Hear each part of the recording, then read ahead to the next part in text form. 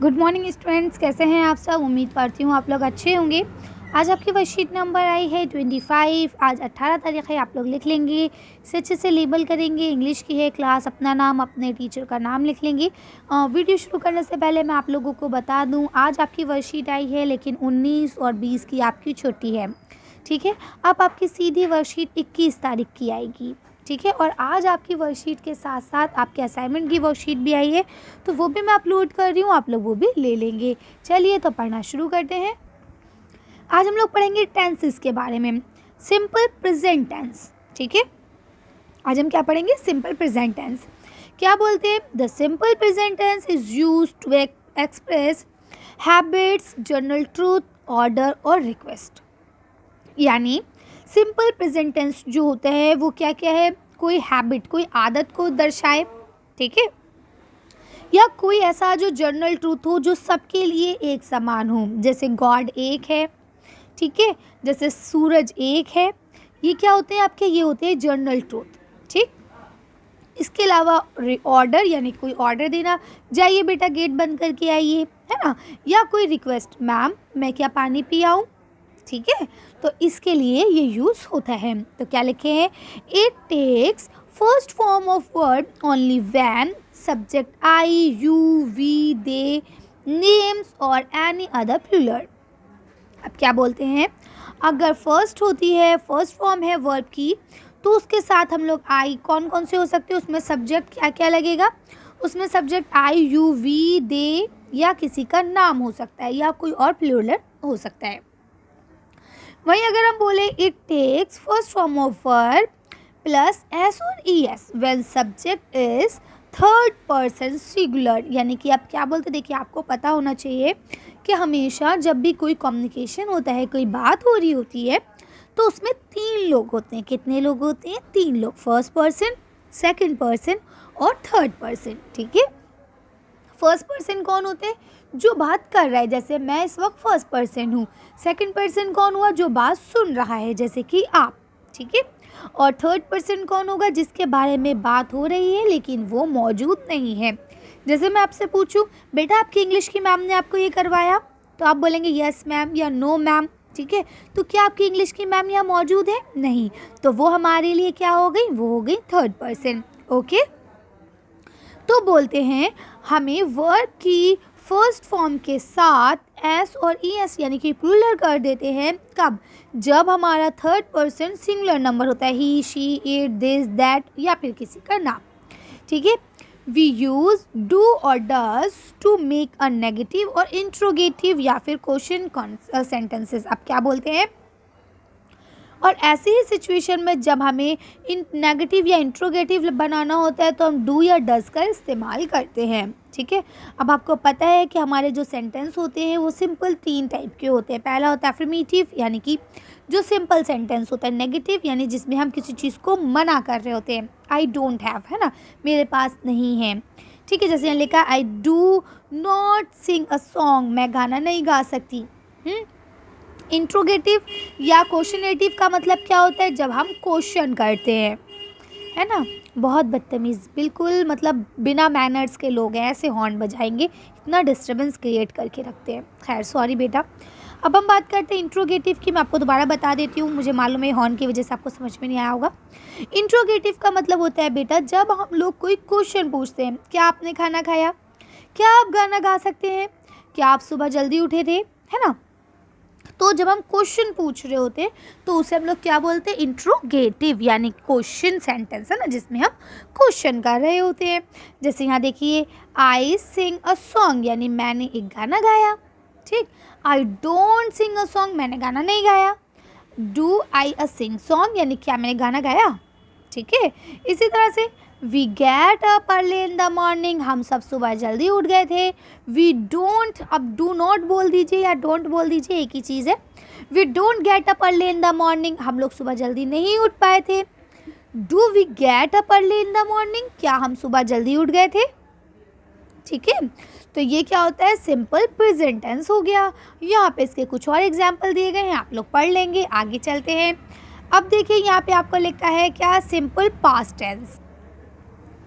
क्या लिखते हैं, द पास्ट इंडेफिनिट यानी सिंपल पास्ट इंडेफिनिट को ही हम क्या बोलते हैं, सिंपल पास्ट, है ना। Tense is use to express an action completed in the past and habits और regular action in past, यानी कि जो सिंपल पास्ट टेंस होता है वो या तो कोई ऐसा काम, कोई ऐसा एक्शन जो पास्ट में हुआ है उसको दर्शाता है, या फिर कोई हैबिट या कोई ऐसा काम जो रेगुलरली हमने पास्ट में किया है। जैसे मैं रोज़ स्कूल जाती थी, है ना, तो इसलिए बोलते हैं क्या, it takes second form of verb और डिड प्लस V1, यानी कि अगर वो अगर सेकेंड फॉर्म ऑफ वर्ब की है तो उसके साथ हम लोग डिड को प्लस करेंगे या फिर V1 फॉर्म लगाएंगे। जैसे कि इन्होंने बोला आई सेंग अ सॉन्ग, है ना, मैंने गाना गाया था, सेंग आ गया ना यहाँ पे, ठीक है। अब ऐसे देखिए I do not sing a song, ठीक है। यहाँ पे क्या हो गया, जब हमने नेगेटिव बात कही तो हमने क्या कह दिया, मैंने यहाँ पे हमने सिंपल लगाया, है ना, जो आपका वर्ब था वो अपने फर्स्ट फॉर्म के साथ ही आया, ठीक है। इन्होंने बोला कि अगर डिड लगा होगा तो वर्ब जो है अपने फर्स्ट फॉर्म के साथ आएगी, अदरवाइज वर्ब अपने सेकंड फॉर्म के साथ आएगी। तो देखिए इसमें डिड है इसलिए फर्स्ट फॉर्म के साथ आई, इसमें भी डिड है तो फर्स्ट फॉर्म के साथ आई, लेकिन इसमें डिड नहीं है इसलिए सेकंड फॉर्म के साथ आई। क्लियर है ना, चलिए आगे चलते हैं। अब देखिए यहाँ पे आपको बताते हैं द सिंपल फ्यूचर या फिर फ्यूचर इंडेफिनिट टेंस। अगर हम बात करें सिंपल फ्यूचर की तो देखिए हमने यहाँ पे तीनों सिंपल फॉर्म्स पढ़ी हैं, सिंपल प्रेजेंट, सिंपल पास्ट और सिंपल फ्यूचर, ठीक है। तो अब सिंपल फ्यूचर में बहुत इजी होता है, हम शैल या विल लगाते हैं और उसके साथ वर्ब को ऐड करते हैं, ठीक है। The future indefinite tense is use to express the action और event which is likely to happen in future. कहते हैं कि फ्यूचर टेंस जो सिंपल इंडेफिनिट है उसका मतलब ये होता है कि कोई भी ऐसा एक्शन या कोई भी ऐसा इवेंट जो जिसकी पूरी संभावना है कब होने की, फ्यूचर में होने की, ठीक है, यानी भविष्य में वो काम होगा। जैसे मैं कहूँ कि कल मैं कॉलेज जाऊंगी, या कल मुझे अपना असेसमेंट सबमिट करना है, या मैं आपको नेक्स्ट वीडियो जो थर्सडे और फ्राइडे की आई है वो मैं आपको कल अपलोड कर दूंगी, तो क्या ये फ्यूचर में काम हो रहे हैं, है ना। In this tense we use shall will, इसके लिए हम लोग क्या यूज़ करते हैं, शैल और विल का यूज़ करते हैं between the subject and the first form of the verb. किसके बीच में, सब्जेक्ट और फर्स्ट फॉर्म के बीच में।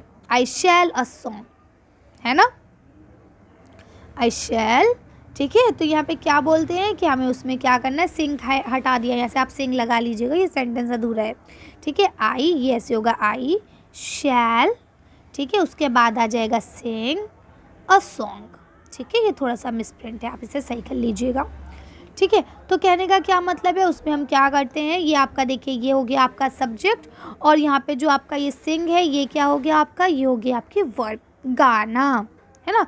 इनके बीच में देखिए शैल आएगा, ओके। अब क्या बोलते हैं, normally we use shall, generally हम लोग शैल का यूज़ करते हैं किसके साथ, आई और वी के साथ, यानी कि जब फर्स्ट पर्सन की बात हो रही होती है कि तो उसके साथ हम शैल का यूज़ करते हैं। लेकिन वहीं in the same way we use will with you और थर्ड पर्सन, यानी अगर हम सेकंड पर्सन और थर्ड पर्सन की बात करते हैं तो उसके लिए हम लोग विल का यूज़ करते हैं। जैसे देखिए यहाँ आई की बात हो रही है तो हमने आई शैल लिखा, ठीक है, लेकिन यहाँ पे सेकंड पर्सन हो गया ही, तो देखिए ही के साथ विल, ठीक है। द गर्ल ये भी आपका ये हो गया थर्ड पर्सन, तो इसके साथ भी देखिए हमने क्या लगाया, विल। इट इसके साथ भी हमने क्या लगाया, विल, ठीक है। सिर्फ फर्स्ट पर्सन के साथ शैल लगेगा, अदरवाइज सबके साथ क्या लगेगा आपका, विल लगेगा। उम्मीद करती हूँ आप लोगों को अच्छे से समझ में आ गया होगा। देखिए यहाँ पे आपको सेंटेंसेस भी दिए गए हैं उससे related. I shell Singh a song, मैंने गाना गाया था, मैं गाना गाऊंगा। आई shall not sing a song, मैं गाना नहीं गाऊंगा। शैल आई सिंग अ सॉन्ग, क्या मैं गाना गाऊंगा, फ्यूचर की बात हो रही है ना। इसी तरह से देखिए he will go to school, है ना, वो स्कूल जाएगा। He will not go to school, वो स्कूल नहीं जाएगा। Will he go to school, क्या वो स्कूल जाएगा, तो बात कब हो रही है, फ्यूचर में हो रही है, ठीक है। चलिए अब आगे देखते हैं। तो इस तरह से ये वर्कशीट आपकी यहाँ कंप्लीट होती है। उम्मीद करती हूँ आपको ये तक समझ में आ गया होगा।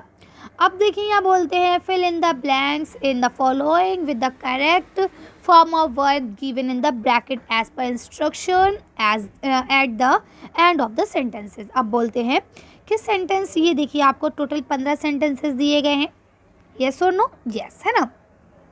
इसके साथ यहाँ पे आपको वर्ब की फॉर्म, वर्ब भी दिया गया है।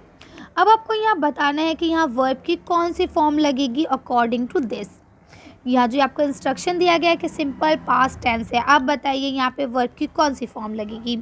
यहाँ सिंपल पास्ट टेंस है, ये भी सिंपल फ्यूचर, ओ सॉरी ये प्रेजेंट है, ये फ्यूचर है, ठीक। अब यहाँ पे वर्ब की कौन सी फॉर्म लगेगी ये आपको बताना है, फर्स्ट फॉर्म, सेकंड फॉर्म या थर्ड फॉर्म, ठीक है। तो इसको हम लोग एक काम करते हैं, आंसर शीट पे देखते हैं ताकि आपको अच्छे से समझ में आ जाए और मुझे पढ़ाने में भी आसानी हो।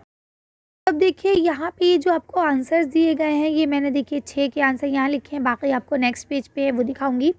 तो देखिए जैसा कि आप सब जानते हैं सिंपल पास्ट टेंस की बात हो रही है, तो सिंपल पास्ट टेंस में अगर प्लूरल फर्स्ट पर्सन होता है, अपनी बात करते हैं, तो वहाँ पे हम लोग वर्ब की सेकंड फॉर्म लगाते हैं, है ना।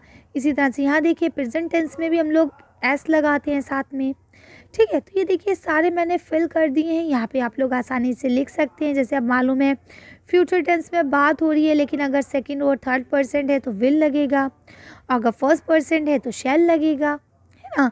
तो इस तरह से आप लोग इसे कर सकते हैं। ये देखिए बाकी 7 से 15 तक यहाँ आपको दिए गए हैं, तो आप इन सबको लिख लेंगे। उम्मीद करती हूँ आपको अच्छे से समझ में आ गया होगा। अगर कोई कन्फ्यूजन होती है तो आप लोग मुझे कमेंट्स के थ्रू पूछ सकते हैं। फिलहाल आज की वीडियो को हम लोग यहीं ख़त्म करते हैं। आज की वर्कशीट में बस इतना ही।